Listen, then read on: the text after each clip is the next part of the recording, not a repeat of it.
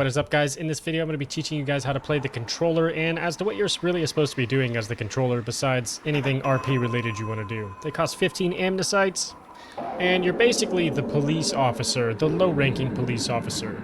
It says, enemy of the rot. I must eradicate contraband. I must execute limits. I must maintain order. I must fight the rot. And now you can see that I have the blue vision. I am now a controller. On the far left, you'll see you have a radio and a little Cortex Enforcement Utility Mark IV device. So the radio allows you to communicate with other police officers, including other controllers and limitators. And now the Cortex Enforcement Utility device will tell you where limits are taking place. In other words, the coordinates of people that need to be executed. If you know the coordinates, you can see it'll give you their ID number and the last seen location if they have it. It also tells you your position. It's just kind of a helpful tool to help you navigate around and potentially find people that need to be executed. By holding down X, you'll see a little skull electric bolt pop up. That's how you know you're communicating with only people through the radio. And if you see this icon pop up, that's obviously your proximity chat, right? And now let's imagine you're in a server that has a lot of radio communication going on and it's kind of annoying you and you want to mute it. What you have to do is hold down tab to where you get your cursor to come up and then you just click on it. Muted. And there you go. And now also, if this has more... Oh, there we go. If it has more assignments on it that are visible, you can actually scroll here too. So, okay, let's move on. Let's do our very first patrol. I'm going to get my gun out. And let's do this thing. So, really, one of the first things you want to do is find a neuro console. And you can't really mark the neuro consoles on the map, but they are relatively easy to find because they're basically everywhere all over the city. I think there's one actually very close to me right now that I'm going to go to. Just around here to the left.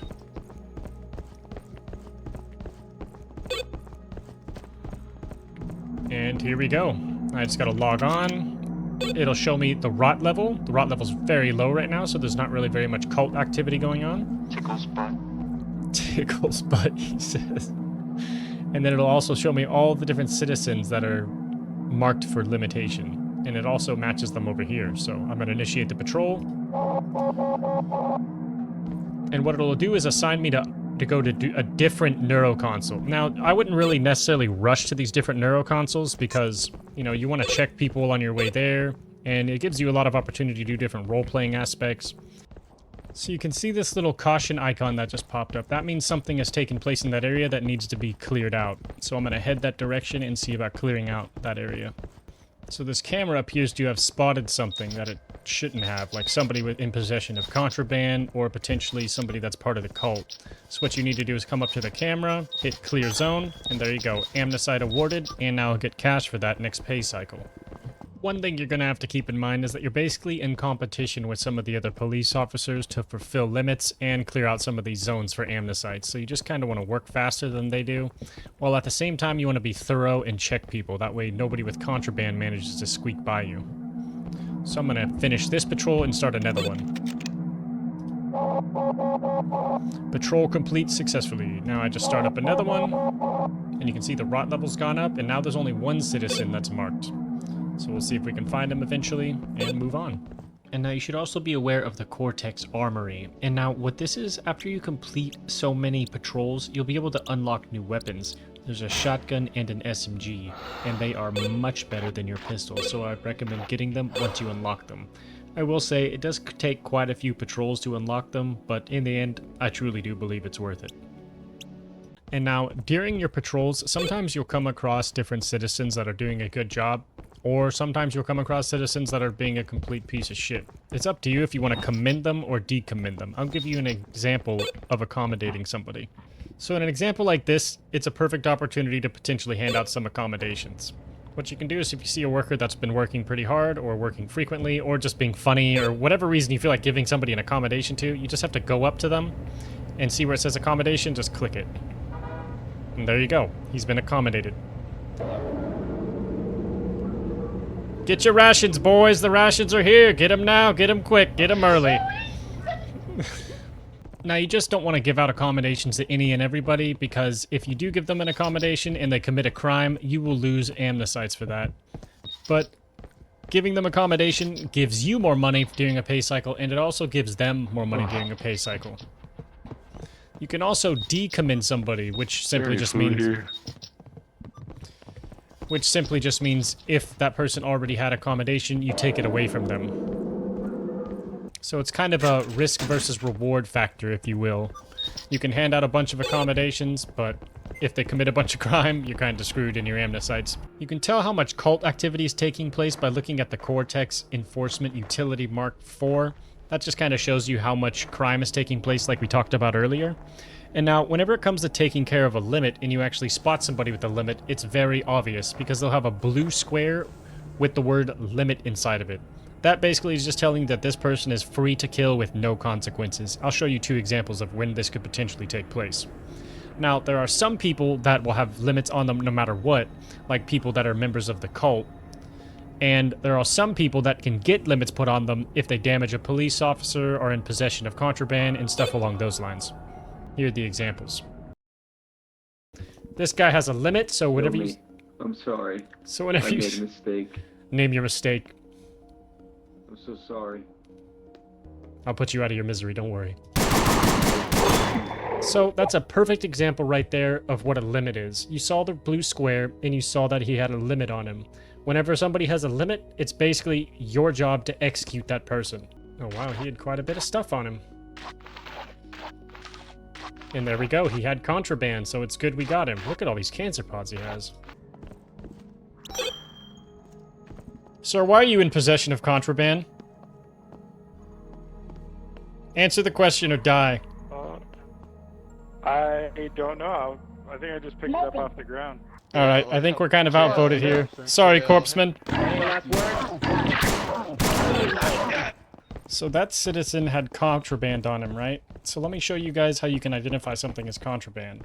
So not only will it tell you and put a limit on them that they're in possession of it, whenever they drop it, what contraband will look like in your inventory is it'll have this little caution emblem on it. And it will literally say, it's contraband. See how it says that there? That's how you can identify contraband, and as a controller, it's your job to get contraband off the streets. So yeah, there you go. So for the controller, whenever it comes to in-game, you really have 3 different options. You either allow yourself to die and you pick a different fate, or you select what's called a limitator, which is basically one of the big dog police officers. They're heavily armored, more heavily armed, and they cost a lot more amnesites, but that's because they are pretty damn powerful.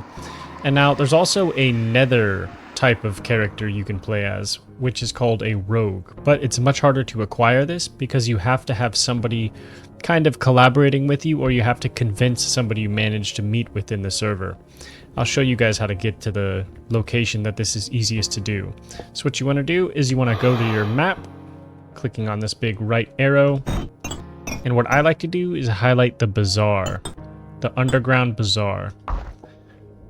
And now if you're playing as a controller, it should not be very far, especially if you're in the middle part. So you can see the bazaars there. We're just going to make our way that direction, and we're going to head to the underground part. You're going to need your flashlight for this. Just hit this on the way. Hopefully there's nobody down here waiting. Nope, I think we're good.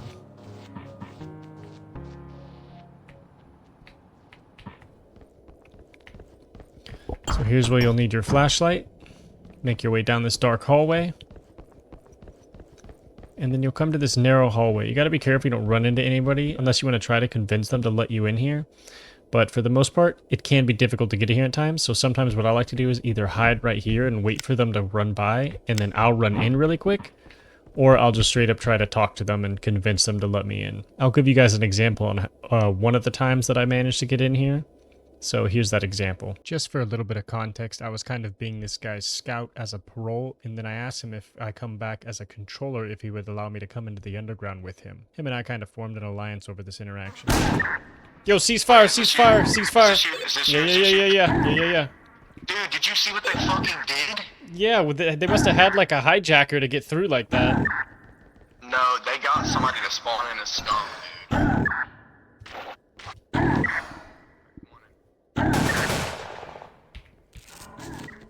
I had to heal. Can you let me in? The door's shut. Bro, y'all are actually weak as shit, bro. What the fuck? Let me in, please. No, what the fuck? I just got shot at. That was the bulwark. That was the bulwark. He shot my ass, too. He was literally right around the corner to the right. I don't have a fully automatic weapon. I just have a pistol. Dude, they're actually on some fucking bullshit today, dude. Like, these guys are some bitches. Like, they're not even playing by the rules. Yeah, they kind of got people behind our lines. So as you guys can see, I just came in through this gate here because that other rogue let me in, thankfully. It can be a rogue or really any of the cultist guys that could open up this door. And what you'll have to do is run straight down. I just normally map my way to the bazaar by highlighting the underground bazaar location. And you just head on in straight. Take this first left. Go underground here. Thankfully that guy didn't shoot me. Then you take this left and you go all the way down here to the rogue location. And then you would just become a rogue. It costs 8 anamnesites. And rogues can really do just about everything that a controller can, with the added thing that they can destroy like Cortex infrastructure. You basically become a scumbag, but you can do a few more things. Alright, so we are now a rogue, and now you can see the vision's all green, kind of like how the scumbags are, and now we're on the cultic side. So yeah, if you guys enjoyed this guide, I would definitely appreciate a like.